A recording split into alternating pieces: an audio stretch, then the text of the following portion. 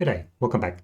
Today I'm returning to my series on chess software, in particular open source chess software, where I look at different programs which people have developed and shared with the community, helping people to analyze and look at their chess games. I'm going to do two things today. Sorry about the very busy thumbnail. First thing is I'm going to take my first look at Scid, which is that was the background, that was kind of the original version of Scid, and then it became Scid versus PC as it was forked. It's a very similar program, as sort of underlying DNA is the same, uses the same TCL/TK framework for managing the different sort of operating system platforms that it works on. And there's a lot of similarities, but since it was forked into Scid versus PC many years ago, both pieces of software have been independently developed and have different features and slightly different look. So we'll just have our first look at Scid and show how to load up an engine and so on, just sort of to get some familiarity with that piece of software. And then, sorry about the busy thumbnail I've used here. The second thing I'm going to do is a bit more work on Scid versus PC. We've done some alterations to that piece of software already. And today what I'm going to do, in fact, I'm going to grab a bit of code from Scid and sort of get it across to Scid versus PC. I'm going to add an eval bar into Scid versus PC, which I should have done earlier, because that is quite useful for my Blunder series in particular, if not others. Okay, so let me quickly switch across to my capture screen. Okay, so the first thing to point out is that Scid is on SourceForge, not on GitHub. You know how we've done git clone, this, that, and the other for many of the software packages which we've looked at. SourceForge is it's similar system which had been used perhaps more in the past. Very simple to get the source download. Let's just go through those steps. Search for Scid source code on SourceForge and it will come up with the Scid, and also Scid versus PC, his Scid files, right? And this actually tells you, just like with Git, there's a different sort of process for looking at the changes that have been made through time. There's normally sort of a audit or documentation process. Anyway, but we're going to go straight to code here, and then we're going to download a snapshot, which is the same thing as doing git clone. And now what that will do, generates a snapshot, and it will download for you. Not much. What is it, 15 megabytes? It shows you how compact a lot of these pieces of software are. Okay, that's been done, and now we can close browser, and now we can go to our file manager and have a look where I did this before, so I'm just doing it again just so you can see what the process is. We go to downloads, two of the same name. You can see the file name actually based on the sort of the version you get. Let's just click on one of these. Linux file manager here just automatically unzips it for you. Get a window here. I will copy to relatively download Scid directory.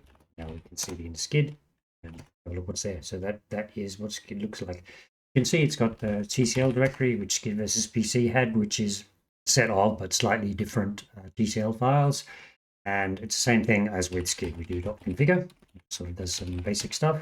Now, because we've already, have a look at this, we've already got TCL version 8.6. If you hadn't done Scid versus PC and uploaded all the relevant packages, you would have had to have done that. We've done that, so it's got all the software it needs, and then we just do configure and make. This instruction is giving us make. So now it's going to compile all the C files and then basically tack on all the TCL files. That's kind of the technique which you use with TCL/TK. That will not take very long. The full sort of compilation dialog. As with Scid versus PC, there's a few warnings which pop up, but it compiles standard fashion. Moment. Okay, took another 10 seconds. So now we've got it, and same running .scid. Okay, the first thing I know about .scid is you can see it's like Scid, but the layout looks a bit more advanced, basically because they're just giving you can do this in Scid versus PC as well, right? So you have got the forward window, and you can see actually it's done a lot of suggested auto moves and things, which I think is a feature Scid versus PC hasn't built in, or maybe I just don't have that feature turned on. But like if you click the knight, then it moves the knight automatically to this sort of this grayed out square. So that's an interesting sort of feature. It's got database, which a Scid versus PC has. Got space for the engine, and you've got here's the PGN. So it's basically the screen layout looks pretty nice. So it's all these there's Scid versus PC, and one I haven't done yet but have used is Chess X. There may be 3 of the sort of very prominent GUIs which you can use if you are looking for the sort of open source version. I mean, obviously you've got Lichess, chess.com, and ChessBase, all very good in their own ways. So that's the choices you have. Okay, so I've already loaded up Stockfish Engine. Let me just quickly show you how that's done. Basically, you do a plus, and then you browse, and you find where your Stockfish is compiled to. And I've got Stockfish 16.1. I'm in somewhere else on the machine. I've got Stockfish 17, because that was the one I found. And you can see it's very standard, right? So you just start the engine, right? And it starts, once again, I'm not too sure if Scid versus PC has this, or I've turned it off.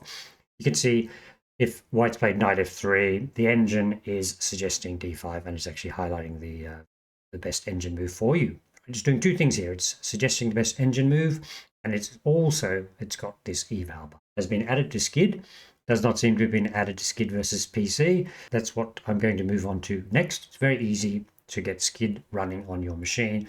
Looks very good, and you have the same sort of database features, ability to link in an engine, PGNs, and so on, which Scid versus PC has. Let me close out of Scid and then move on to the second part of what I wanted to talk about today. Okay, so let's just quickly look. I've got Scid versus PC running in the background here. There's Scid versus PC. And you can actually see there's the eval bar there. It's not very pretty. It's on top of the side to move indicators, but you can see what we've got here. This is the famous blunder by Chigrin, which is why I really wanted the eval bar. Now you can see it's not moving at the moment. Let me just bring the engine up. Well, we can see it over there. If you start the engine, then the eval bar starts moving, which is exactly what you want, right? So I'll go through how I added this eval bar in a second, but you can see that, okay, this is +3 to white. Chigrin's winning easily. Moves his rook, still winning easily. Steinitz moves his rook, so it's +3 to white. White protects his knight with the pawn, +3. And then it's still got the annotations I did at the time, right? Basically, the bishop needs to protect the h2 pawn. White needs to unravel a little bit, and he wins easily. And what he played was, look at the eval bar. What he played is, well, in fact, that's all black now. So actually, that's great. So the eval bar is working as you'd expect. And what's happening here is that every time it refreshes the engine screen here with a reply from the engine, it then redraws eval. Okay, so that's what we're targeting. Let's see how we get there. Let me click engine. Let me click Scid.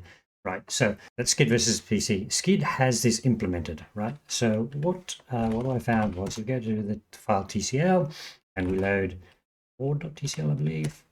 And then there's a couple of sections here where it starts the eval, right? So here's a block of code where it sets up some parameters. What I've got here is the lines which basically sets up the parameters for the eval bar in Scid. Are you showing it? What's the maximum score? That's showing a ±4 range, height and width, scale, right? So just some different parameters which are used. And we go later on. And then what you find lower down is the procedures for toggling the eval bar, which I haven't done, but obviously there's a way of turning it off and turning it on, which is what you would normally want. And then it draws the eval bar. You can see the code here. Let's not go into too much detail, but obviously it's drawing a bunch of rectangles and coloring them depending on the score. And then the final process we have, and you update it. Right? So that's a sort of block of code, which is all to do with eval bar. So what I did is I just copy pasted that set of functions, procedures from Scid's board.tcl, and I copied it across in the right spot. Both bits of code, the code and the settings, into Scid versus PC board.tcl. But that's only step 1. Now, step 2 is to actually then draw it on the screen in certain locations. And you can see the Scid screen is quite different compared to the Scid versus PC screen. So what you have to do is you have to add it to the drawing a grid. So I've got to move across to my Scid versus PC code, and it's TCL, all the same. And once again, I've got to go to board.tcl. At the top, and you can see I've already added and copied across show the bar. I did a max score of 5 and so on. So the same sort of parameters, setting up what the eval bar looks like, and then I've also copied the procedures which draw it. Okay, so having done that, I then need to do this as saying the grid. I need to add it to the grid. Just go down here. You can see that there's adding frames and grids, side to move white, side to move black, which I've kind of plotted on top of. And this is the 2 lines of code I did. The score is that widget. It's going to stick it in there, and I'm going to put it in the same column as the side to move. I mean, if I spent a bit more time, I would be able to make it a bit more neat and tidy like it is on the Scid version of it. But I just want something that I can look at when I am doing my sort of blunder analysis, or indeed, analyzing other games in the future. So that is adding it to the board. And if you think of the screen layout, the board is the sort of the main section of the part, and then obviously all the other windows, PGN windows and engine windows and so on, something else. But I need to add the eval score to the board. And then the final step is we need to update the score when the engine comes back with a new calculation. Now, to do that, I had to go to a different file. So that's TCL. There's some subdirectories. One is called tools, and in that there is a file called analysis. And here's the line which is relevant. So there's a procedure in here which is update analysis text. It does what it said, right? Engine replies with an answer, which is usually a variation with a score, or several variations with a score, depending upon the settings you've got. And then it updates your screen window with that information. Okay, at exactly the same time, I save the score, and then I call the update eval bar with that score on the main board, which is saying that that's the widget, and that's what it does. It works, right? So once again, you do a make, and then you run it, and so my Scid versus PC now has that eval bar which I showed you. So let's have a quick look at that again. Okay, there we go. Got the eval out. It's not doing anything. Engine's not running, and the position is pretty boring to start off with. Let's load up a more interesting game. Let's go to Tal Botvinnik Game 6. I think that's everybody's sort of a good tester for this sort of thing. There. Okay, let's turn the engine on. Board. Let's move to the relevant position. So as you can see, there's an interesting spot to move to. Have a look at the game. Okay, so here we are. I've already got this partly annotated. White Botvinnik is winning in this position. Oh, I have to go back a couple of moves actually. Need the knight sack. Okay, knight sack. So white is winning. Knight sack. White is winning more. That move's okay. That move's okay. That move's bad. Gives black the advantage. White's got the advantage again, because when I remember analyzing this, it was quite tricky. White's still on top, pushes the pawn. Now this is where Botvinnik should have just taken the pawn, and he didn't. And now black is winning because the queen's gone. Let's see, so that eval bar, actually. And let's see, 1, 2, 3, 4, 5. So I'm doing from plus to minus 5, and a lot of the cutoff I have is for 500 points on under analysis. You can see that it is working as we would expect. Okay, so that's it. I think I've, I hope you found that interesting. I've covered those 2 things, a little bit of a brief look at Scid, and now I've got Scid versus PC with a rather clunky but still working eval bar. Thank you very much for watching.